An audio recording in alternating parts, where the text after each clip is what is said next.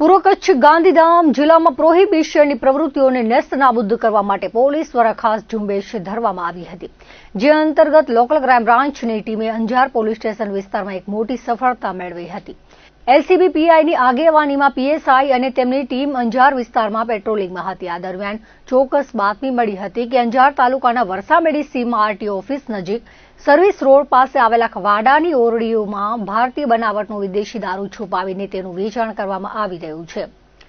બાતમીના આધારે પોલીસે તાત્કાલિક તે સ્થળ પર દરોડો પાડ્યો હતો। રેડ દરમિયાન વાડામાં આવેલી ઓરડીઓમાંથી પોલીસને ભારતીય બનાવટની વિદેશી દારૂની 750 mlની કુલ 288 નંગ બોટલો મળી આવી હતી।